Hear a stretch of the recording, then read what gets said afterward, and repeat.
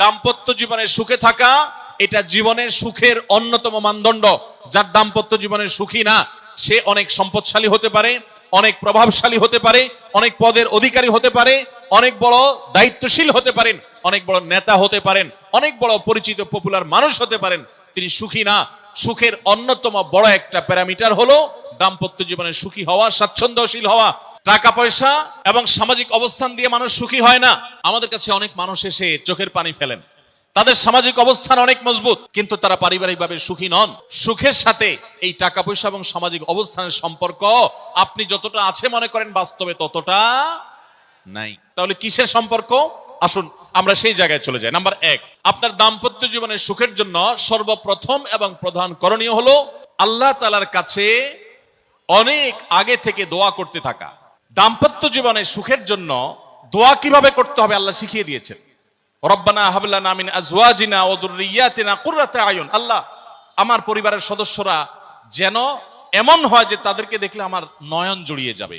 ওয়াজআলনা লিল মুত্তাকিনা ইমামা, আর আমাদের সবাইকে, গোটা পরিবারকে আপনি মুত্তাকিদের ইমাম বানায় দেন, সৎ মানুষ বানায় দেন। কারণ সৎ যদি না হয়, আল্লাহভীরু যদি না হয়, তাহলে কখনো তাদের মাধ্যমে আপনি সুখ শান্তি পেতে পারেন না। তাহলে প্রথম করণীয় দাম্পত্য জীবনের সুখের জন্য, সুখী দাম্পত্যের জন্য আল্লাহর কাছে দোয়া করতে থাকা। সূরা ফুরকানের ৭৪ নম্বর আয়াত, এর পাশাপাশি আরো যত আয়াত আছে, অথবা সাধারণভাবে আপনি আল্লাহর কাছে, আল্লাহ আমি ভালো সঙ্গী যেন পাই, সেজন্য দোয়া করতে থাকবো। আল্লাহ আমাদেরকে তৌফিক দান করুন। দাম্পত্য জীবনের সুখের জন্য দ্বিতীয় গুরুত্বপূর্ণ বিষয় হলো জীবন সঙ্গীর সঙ্গে নির্বাচন করার ক্ষেত্রে অন্য যাই থাকুক আর না থাকুক, ধার্মিকতা আছে কিনা এটা দেখতে হবে। এটা যদি দেখেন তাহলে সেক্ষেত্রে ইনশাআল্লাহ আপনি সুখী হবেন। এখানে মুশকিল হলো আজকাল মেয়েদের বোরকা পরলেই মনে করা হয় ধার্মিক, ছেলেরা নামাজ পড়তেছে মনে করা হয় ধার্মিক। এটুকুই শুধু ধার্মিকতার সংজ্ঞা নয়। ধার্মিকতার সবচেয়ে বড় সংজ্ঞা হলো কোরআন এবং হাদিসের সামনে সে নিজেকে আত্মসমর্পণ করে কিনা, সে সারেন্ডার করে কিনা। আল্লাহর নির্দেশ পেয়েছে, রাসূলের নির্দেশ পেয়েছে, আল্লাহর নিষেধাজ্ঞা রয়েছে, সেই জায়গায় সে থেমে যায়, আর সে আগে বাড়ে না, নিজেকে সমর্পণ করে দেয়, মাথা নত করে ফেলে। এরকম যদি হয় তাহলে সেই ছেলে নিয়েও সুখী থাকবেন, সেই মেয়ে নিয়েও সুখী থাকবেন। আমি বিশেষ করে মেয়ের বাবারা যারা নিজের মেয়ে বিয়ে দেওয়ার জন্য সরকারি চাকরিজীবী খুঁজেন, পয়সাওয়ালা খুঁজেন, বড় বড় পদে থাকা মানুষগুলোকে খুঁজে বেড়ান, আমি তাদেরকে বলি আপনার মেয়ের জন্য ফজরের নামাজের সামনের কাতারে থাকা যুবকগুলোকে খুঁজে বের করেন। দাম্পত্য জীবনের অনেক গুরুত্বপূর্ণ একটা পয়েন্ট হলো এটা, যে আপনি তার রূপ লাবণ্য, সামাজিক অবস্থান, সম্পদ, পয়সা কড়ি এগুলো দেখেন বা না দেখেন, প্রধান বিবেচ্য বিষয় হবে তার ধার্মিকতা। এটা যদি দেখেন ইনশাআল্লাহ দেখবেন যে আপনি সুখে থাকবেন। তৃতীয় যে পয়েন্টটি বলতে চাই তা হলো দাম্পত্য জীবনে সুখী হতে হলে সবর এবং শুকর, এই দুইটা মূল মন্ত্রের কোনো বিকল্প পথ খোলা নেই। সেটা স্বামীর জন্য প্রযোজ্য, স্ত্রীর জন্য প্রযোজ্য। স্বামী হিসাবে আপনি স্ত্রীর অনেক অনিয়মতা দেখতে পাবেন, অনেক কিছু দেখতে পাবেন, আপনার আকাঙ্ক্ষা, আপনার চাহিদা, প্রত্যাশার বিপরীত, আপনাকে সবর করতে হবে। দাম্পত্য জীবনে টুকটাক সমস্যা হবেই, এটা প্রত্যাশিত।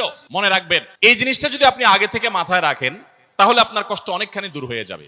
দাম্পত্য জীবনে যদি স্বামী স্ত্রী উভয়ে যদি ধৈর্যশীল না হয়, সবরকারী না হয়, হুটহাট রিয়াকশন করে ফেলে, কখনো দাম্পত্য জীবনে সুখী হওয়া সম্ভব নয়।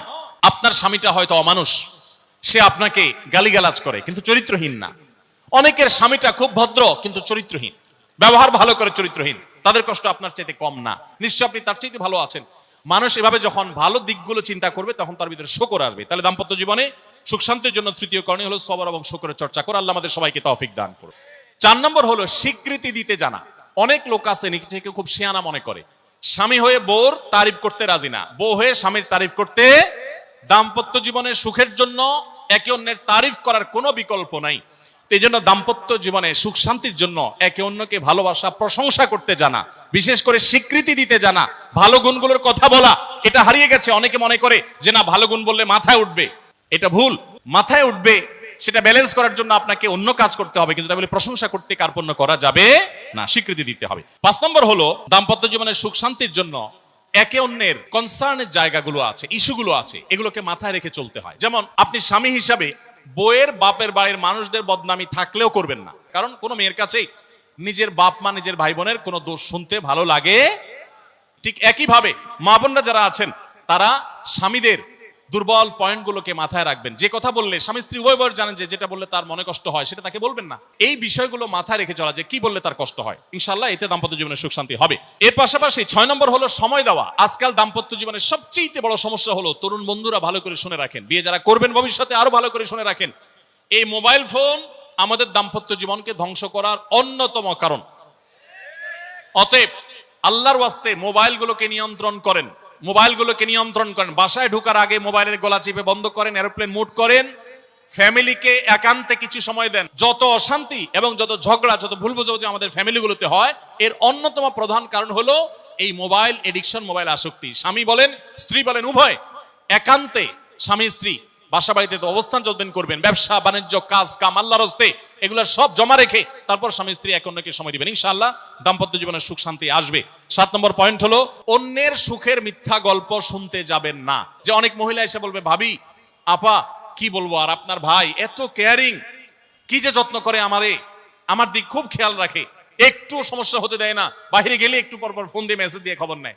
বুঝবেন যে সাক্ষাৎ শয়তান হাজির হয়ে গেছে। এই লোক হয়তো সৎ উদ্দেশ্যে বলছে, কিন্তু শয়তান তাকে দিয়ে বলাচ্ছে আপনাকে অশান্তিতে ফেলার জন্য। মনে রাখবেন, তাদের সংসারে এমন এমন অশান্তি হয় যেগুলো হয়তো আপনাদের হয় না, শুধুমাত্র শয়তান ওইগুলো আপনার সামনে হাজির করছে। খবরদার, ওইগুলো দেখে খুব সহজেই একে অন্যের প্রতি জাজমেন্ট করতে যাবেন না। 8 নম্বর, ক্ষমা করতে শেখা। দেখুন, ক্ষমা করতে না পারলে দাম্পত্য জীবনে কেন কোন জীবনে আপনি কখনো সুখী হতে পারবেন না। আপনি যদি বলেন যে কতবার ক্ষমা করব, যতবার আপনি আল্লাহর কাছে ক্ষমা আশা করেন, আপনি আপনার স্ত্রীকে, আপনি আপনার স্বামীকে, আপনার জীবন সঙ্গীকে, যে কোনো মানুষকে ততবার ক্ষমা করবেন। আপনি জীবনে একই পাপ কতবার করেন আল্লাহ মাফ করবেন আশা করেন না, তাহলে আপনার আল্লাহর বান্দাকে কেন আপনি ক্ষমা করবেন না? বিধায় ক্ষমা করা এটা শিখতে হবে। আল্লাহ তাআলা ক্ষমাশীল মানুষদেরকে ভালোবাসেন, বিধায় আমরা ক্ষমা করতে শিখবো ইনশাআল্লাহ। 9 নম্বর হলো শয়তান যে সমস্ত জায়গাতে ধোঁকা দেয়, এই জায়গাগুলোকে ক্লিয়ার রাখা। যেমন একটা পয়েন্ট বলি, স্বামী স্ত্রীর মধ্যে কিছু কিছু জিনিস প্রাইভেট থাকতে পারে।